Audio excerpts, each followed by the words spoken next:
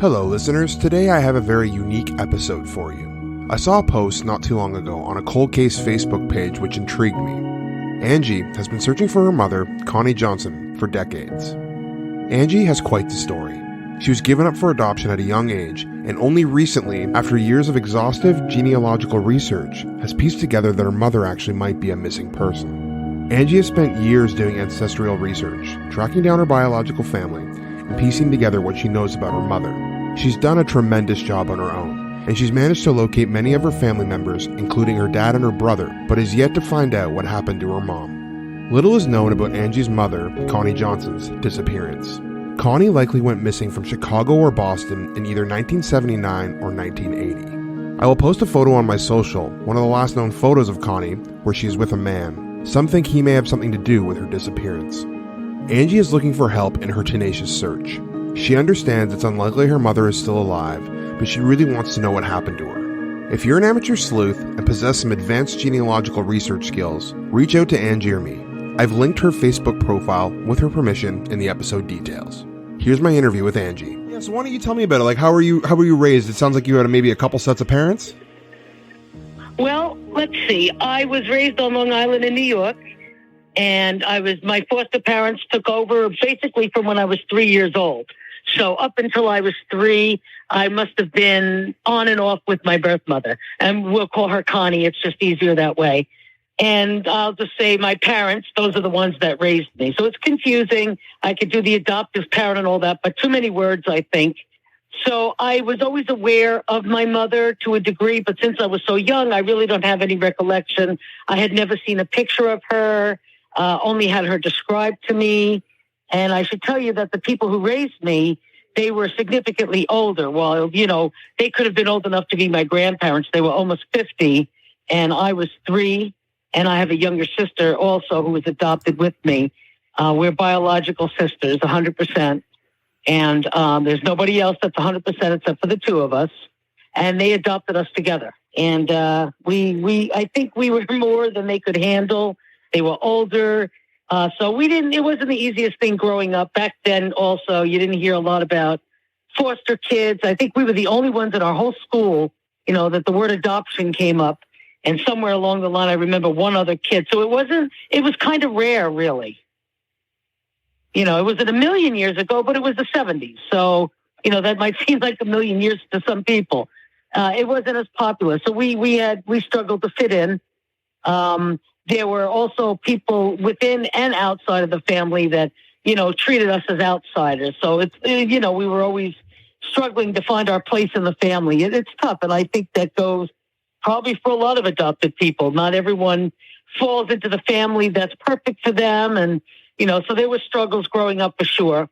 Them being older, them having 3 kids before we got there, and the age difference between us, 20 years between the brothers. So I was raised with 3 other children in the house.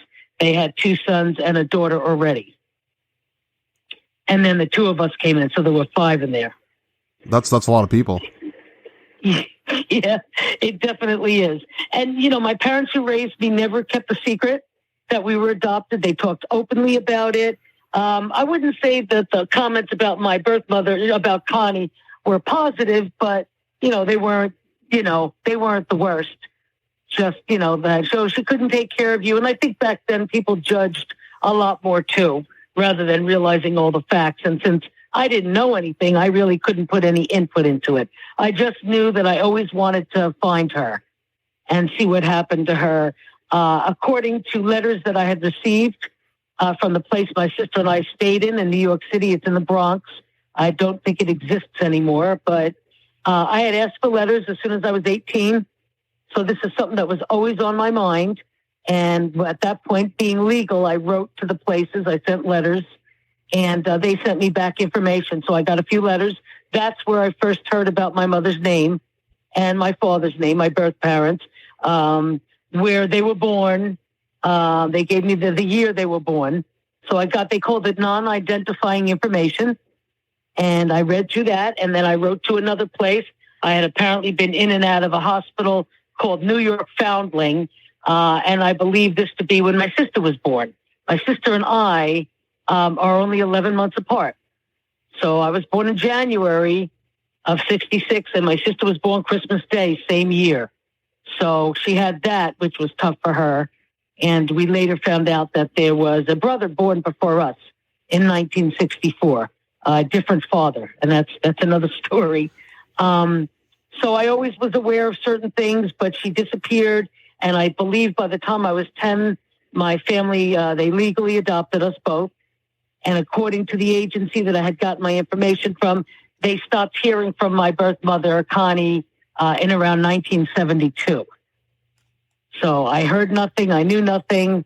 I put things on rest for a while, and I spent probably the next 10 years after that, at least, on and off looking. I remember when I'd go on a vacation, first thing I would do was get out a phone book and look for the last name of my birth father. I knew his name. Hers is more common. His is not. And I believe the Connie Johnson came from her stepfather. She just took his name, as far as I know. And I should also tell you that most of the information I've pieced together, majority of it has been in the last couple of years. Before that, it was just rumor and stuff like that, and things I might have been able to figure out myself based on the letters that the place had sent to me. Yeah, I wanted to ask about those letters. Are you able to say, because that sounds like the start of this journey for you. How old were you, and how did you obtain those letters? Well, I knew there was a place called Angel Guardian Home. It was in New York City, Brooklyn, I believe. No longer exists, but we were there. So I'm assuming it was just a great big home for all different kids, children to be adopted, and our brother was there as well. Of course, we didn't find this out till way, way later, the third, that there was that third child. And he was also adopted, but to a different family. I didn't know that until later as well. I wrote to Angel Guardian Home because, again, it was never a secret. And, when you're in foster care, you go back and forth. You go to them for their doctors. You're still under their care, the state care, if you will, while you're in foster care. And back then, it took a lot longer. I mean, we were in foster care 7 years before they finally made a legal adoption of it. So...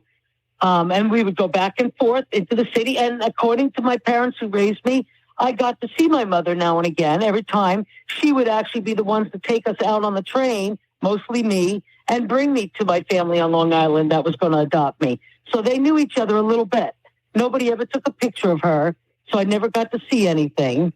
But they had told me a little bit about her, and I do remember vague visits back and forth, that she could only take me because her apartment was very small. As far as work, the letter said she did different things. She was a maid in a hotel, things like that. So little things here and there. I never found any kind of a work record or anything. I've only got one document, and that is her birth announcement. So I know her exact name at birth, her date. And then there's, of course, the license number of it. That's it. After that, the paper trail is gone. And I've been searching for anything on her, and I cannot find a thing, not even the marriage license to my birth father. And he swears they filed it. Now I'm starting to wonder if they did or if they didn't. She met my dad in New York City. He was in the Army from 1962 to 65. His name is Tom. He's still living, as I told you. In fact, he's 79. And he walked into a bar to get a beer before getting back on the train to go back home to Illinois, which is where he was born, as was I. And there she was, all by herself dancing. And it was a lightning bolt. And they got married 2 weeks later.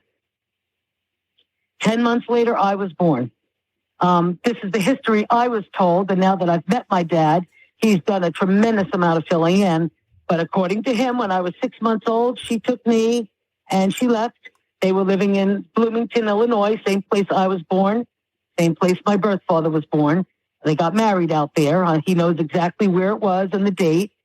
And 6 months later with me, after I was born, she left, went back to New York City, and he never saw her again. And unbeknownst to him at the time, I don't even think she knew, she was pregnant with my sister already.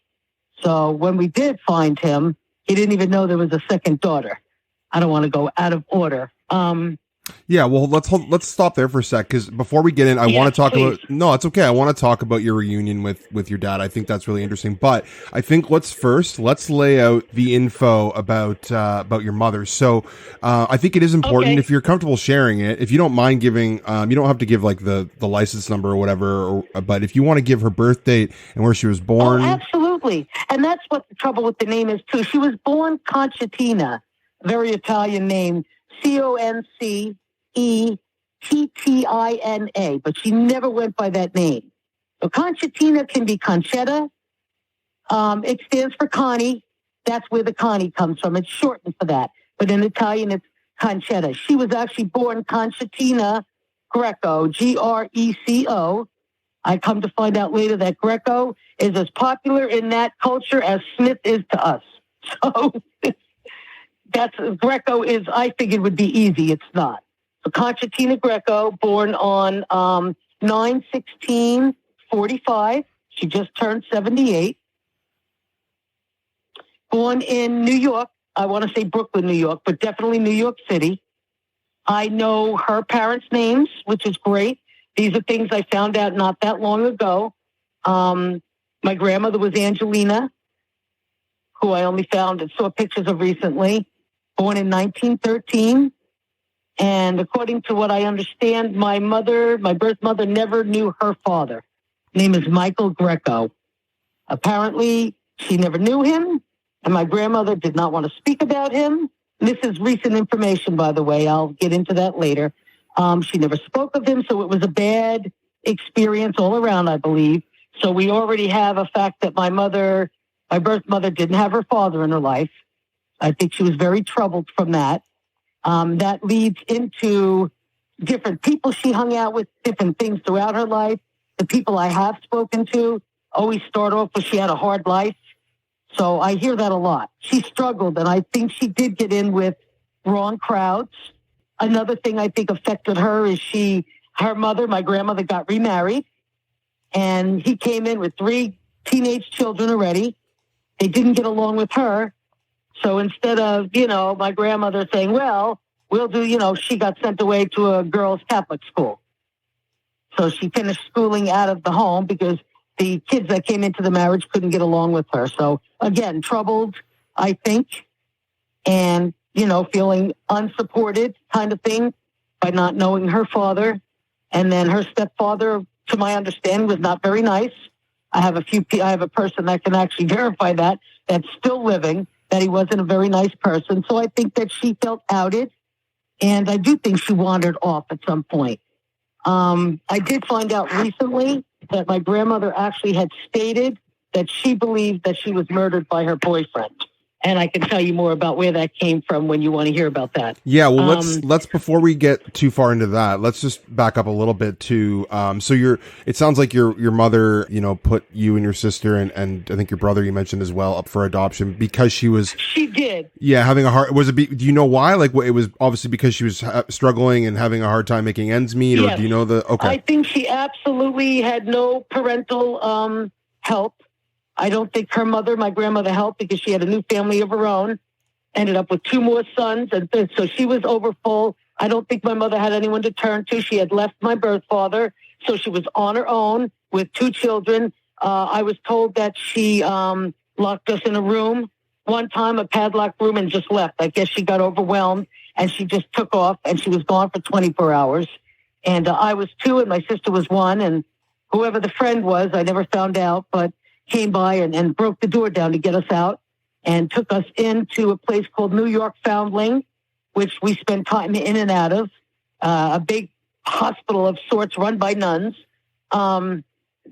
She reappeared, and they said she was very upset, felt terrible about what she did, and took me back again, and did it again, left again. So I think she panicked. I think she felt unsupported.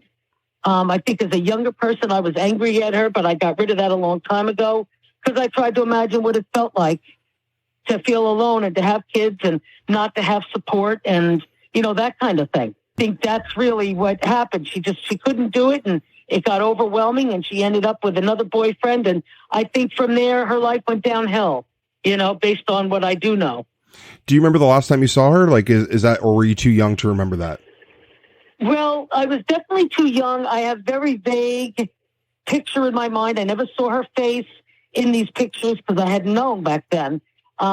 Just a vague recollection. But honestly, I probably stopped seeing her, I would say, well, they stopped hearing from her in 1972. So I got to think 71 or 72 is the last time I actually saw her, when I was only 6 years old. Yeah. Okay, that's good context. So, but before we get into some other stuff, I think this part's important because I know there's not a lot of details out there, but what do you know? And I mean, you can, say as much as you've gathered over the years that you've been searching for your mother, like, do you know exactly when she went missing, where, the circumstances? Can you share as many details that you know as possible? Yeah, absolutely. And I have to tell you, I only came into this very, very recently. A lot of people were revealed, cousins, blah, blah, blah. My mother had 2 half-brothers, my birth mother.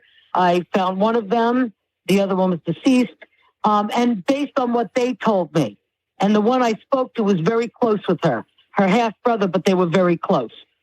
He said that, and I didn't speak to him directly, I spoke through his daughters because he was sick. He's now passed on as well. So he's gone too. But what he did say was that he and my grandmother, that was his mother also, went and looked for her. She had not been around. They hadn't seen her in a long time. They went looking for her up in Boston, I was told. And they really looked hard for her, and they could not find her. And that my grandmother did state, and I would say this is probably, 79 or 80, I'm going to say. 1979 or 80. They went looking for her because they hadn't seen her in a long time. I believe a missing persons was filed, but I could not tell you where. They went looking in Boston, so they must have heard she was there. And strangely enough, my mother who raised me, I actually recall her saying, oh yeah, the last time they heard from her was in Boston. So it clicked for me and it said, okay, that's true. She must have headed up that way because they were married in Bloomington, Illinois, my parents. Well, Chicago, that's over in the vicinity there, so it made sense to me. Boston, she may be up that way somewhere. So that's the last thing they heard. They never got anything from it. I never saw an actual report, but I was told it was filed. It was at that point that my grandmother stated she thought that her boyfriend must have killed her. And she gathered that because my mother must have said some things to her. I have a letter or emails that I received in the last 2 weeks. I found a cousin who actually, my great aunt and uncle are his grandparents. We're second cousins. Well, his grandparents, my great aunt and uncle, that's my mother's uncle.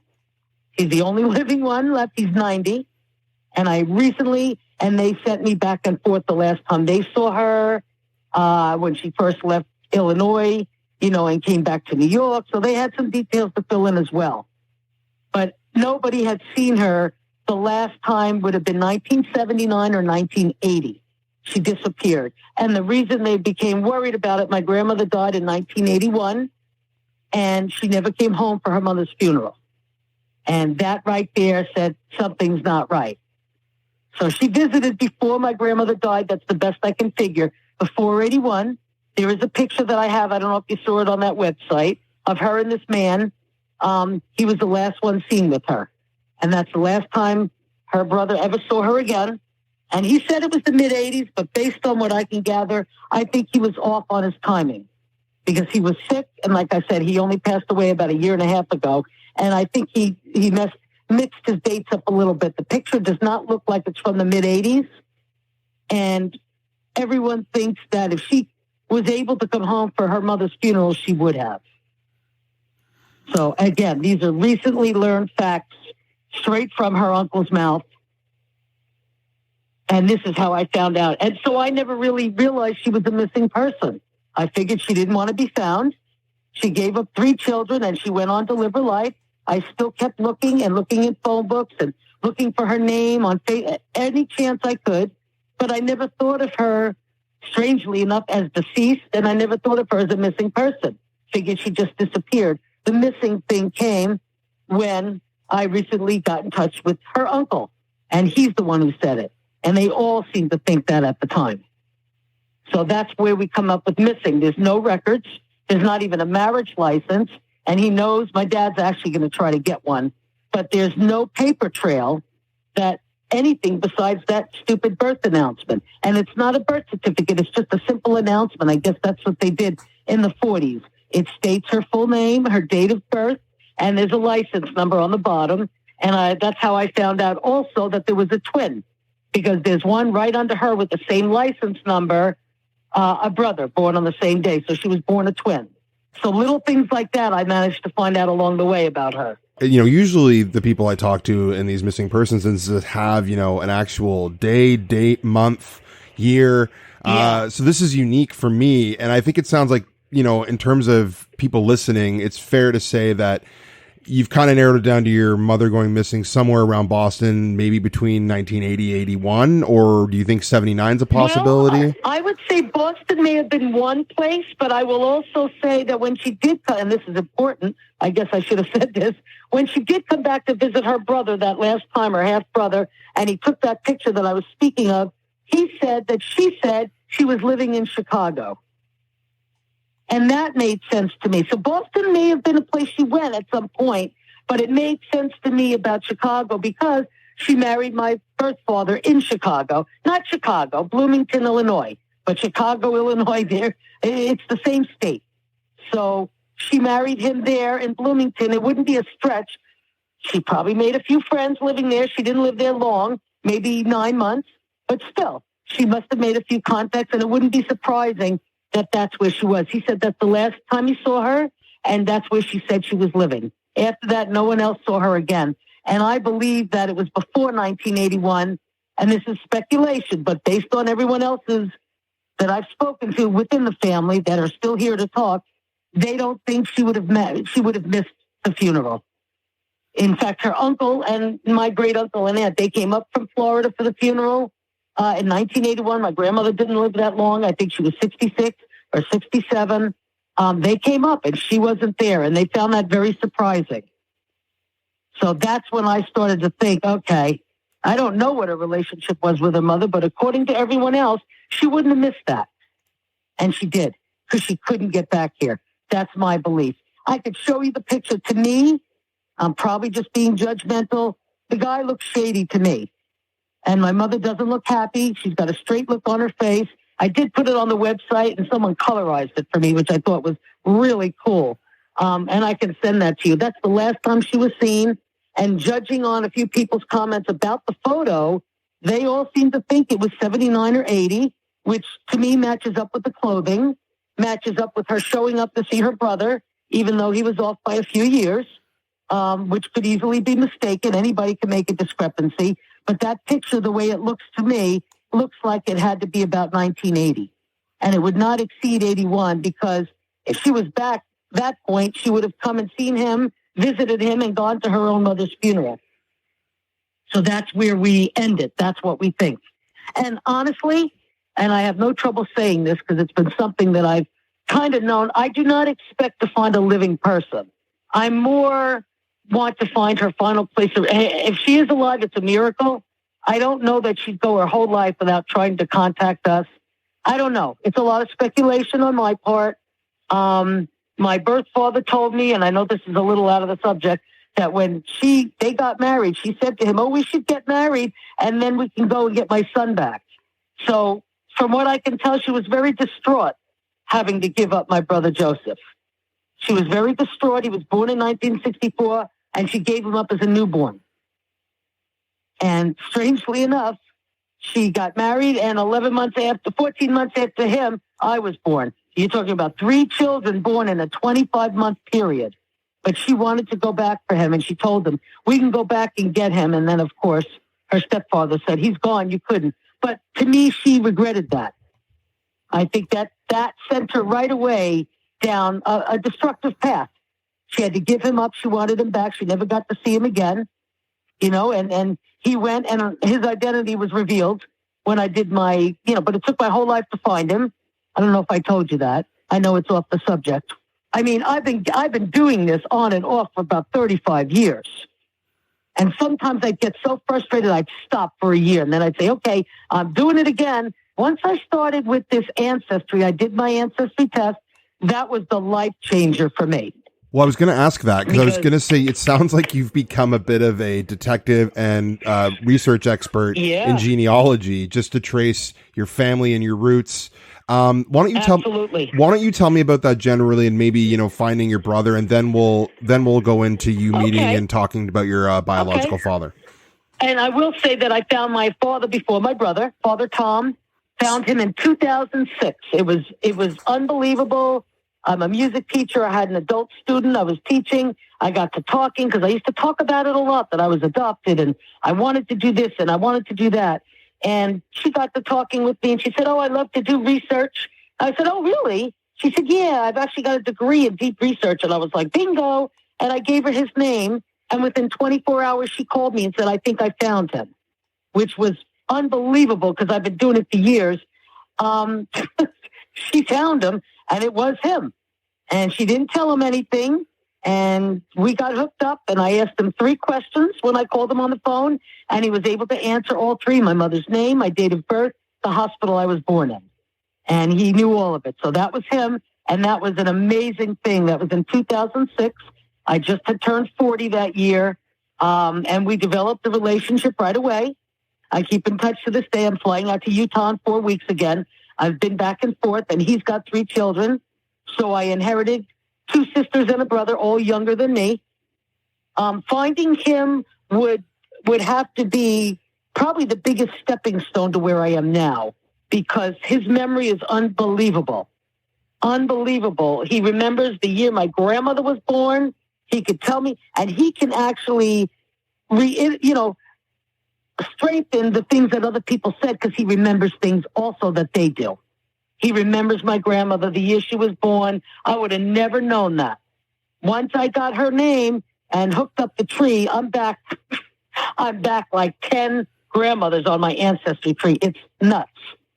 So once I got in touch, and there were 2 second cousins on the top of my list. My brother Joseph was on the top of that list. Dad came first. We developed the relationship. We know each other 17 years now. And we talk on the phone every week. He's got an unbelievable memory. And he was able to give me names of her brothers and years and things like that. And I remember the first time we spoke on the phone was about 5 hours. And I was just taking notes.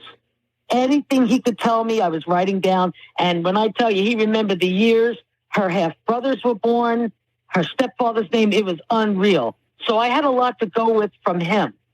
But the resources were still, even 17 years ago, there wasn't that much of it. You had to do most of your own detective work. So I had as much knit together, and he told me the story of how he never saw her again.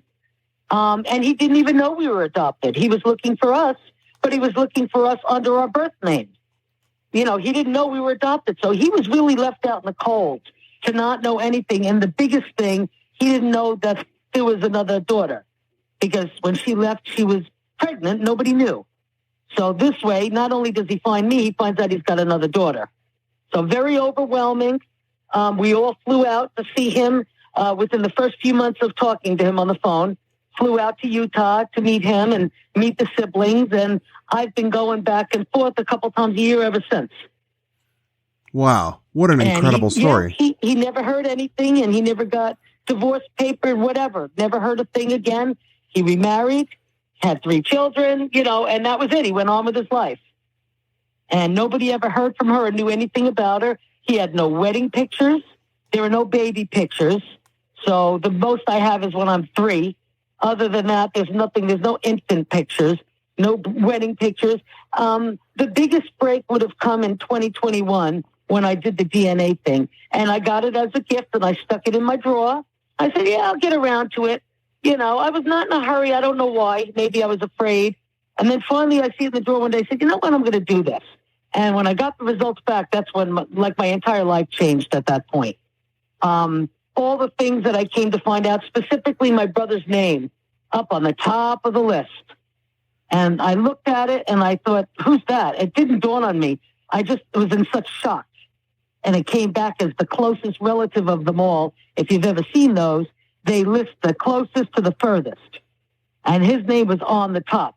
And I was kind of stunned at first. I said, oh my God, Joseph. And it dawned on me and research. And I looked him up on Facebook and stuff like that so I could see what he looked like. And I went through all the stuff and I reached out. And I'm going to shorten that part of it because that's a difficult part, only because after all this excitement, I had found out that he had passed away about a year and a half before I found his identity. So that was really kind of set me back on my searching. I stopped for a while. It was very difficult. He died of cancer and he was only 55 years old. Oh. And that was really hard for me. Oh, I'm really sorry. On top of that, that was really a blow for me because I just wanted to find, I knew about him. And you know what's funny when you search? I don't know if this goes for everyone. You just never think, well, what if they're not living anymore? You don't think of it. You think you're going to find them. Oh, I've got this. I'm going to find them. You never think, well, wait a minute. What if they're not living? You just think they are. It's the strangest thing. I can't explain it. So it never dawned on me. I figured, oh, well, he's only going to be 50-something. He was, he's still living. And you don't realize, that they're like everybody else, Nobody knows anything about what's going to happen. So I had found that out, and that was a devastating blow for me. The resemblance between us was unbelievable. I was lucky enough to reach out to some of his relatives, and they shared a few pictures with me and told me a bit about him. So I was very lucky for that. I have some pictures of him here in my house in a frame, and now I know he existed, and it was hard for me to find that out, but I had to, And then it was also very difficult when we found out he had been growing up about 44 miles from where we were growing up. So here we were living 40 miles away from each other, a year and a half. It was so close, but it just, it wasn't meant to happen. For whatever reason, I asked myself why for a long time. I moved past it because there's no answer to that. It just wasn't meant to happen. My understanding is that he had a great life. He was very loved. He fit in with everybody, that he was the nicest, funniest, all wonderful things about him. He never married, so no children from him.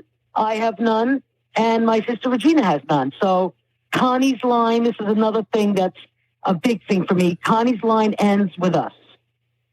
There are no other children. The letter that I received stated that she had a hysterectomy, excuse me for being personal. She had a hysterectomy at age 23.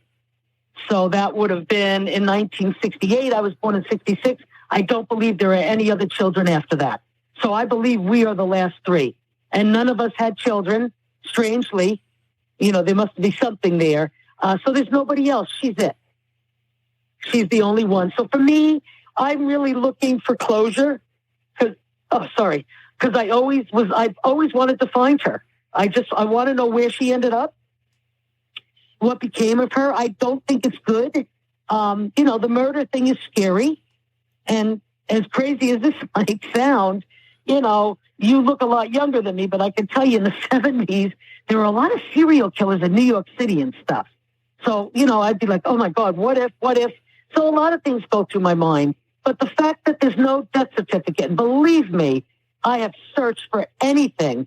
There is no paper trail. There is nothing. No marriage certificate. When I know every fact about their marriage, the date, the place, the county, everything. Her name that she used, Connie Johnson was the name she basically used. So she was born Greco. She used that for a while. She didn't know her father, and she eventually went to Johnson. And my father says that's the name she was under when they got married. That sounds like you've dug up as much information as possible, and so absolutely. I guess and sounds like you've hit a bit of a wall. Is there something you can ask the listeners right now? If there's any other research gurus out there? I mean, you sound like a guru yourself, but is there anything people can do to help to find out more information? That's a great question. You know what? The truth is, I'm looking for those gurus. I was self-taught, and I don't know that much. But I started researching and cross-referencing, and now I've got a family tree built unbelievably back to the 1700s. And I'm finding out who I am for the first time. I never really realized who I was growing up because we were always outsiders, it felt like. We never quite made that fit into the family, and I'm still searching. And now that I found this, I feel like I fit in somewhere, It's a big deal. I'm looking for the gurus for fun that want to help me find any piece of paper on this woman. I'm willing to show the birth announcement. It's really nothing. I want to know why there's no paper trail. Anyone who wants to do their amateur detective work, I would welcome that.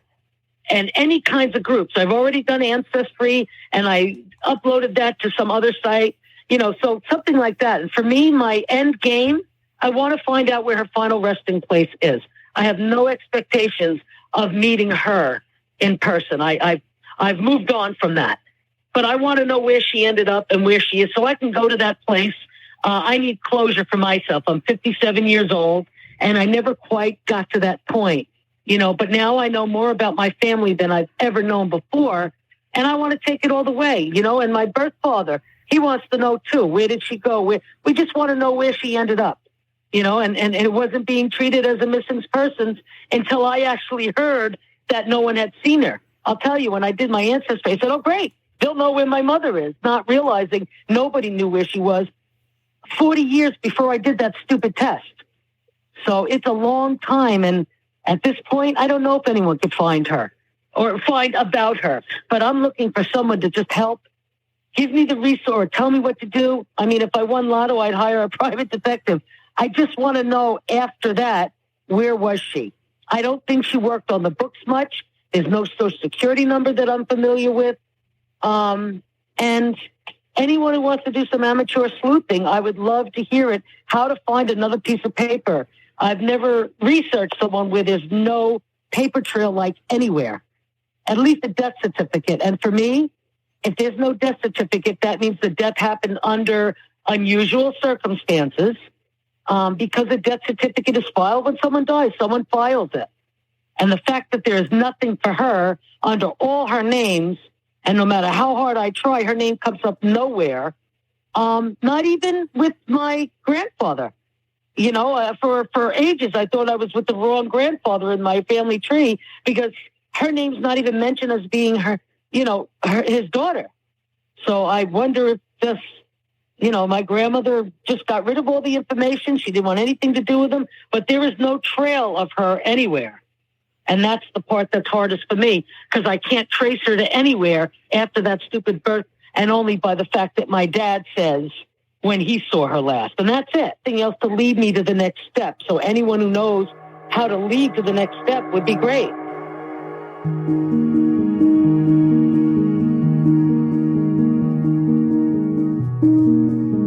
If you have any information or you think you have the research skills to help Angie, please reach out to me through the Missing and Unexplained Facebook page and I can put you in touch with Angie. You can also get in touch with her directly through her Facebook profile, which I've linked in the description. If you enjoyed this episode and want to show appreciation, you can buy me a coffee at the link in the description. If you want to support the podcast on a monthly basis, you can head to the Patreon. For $5 a month, you get ad and sponsor-free episodes, exclusive content, and early access to all new episodes of the podcast. If you don't want to spend any money, you can support the podcast by leaving a 5-star review on Spotify, Apple Podcasts, or wherever you listen to this. Also, you can find the Missing and Unexplained podcast on Instagram, Twitter, and Facebook. Thanks for listening to the Missing and Unexplained podcast.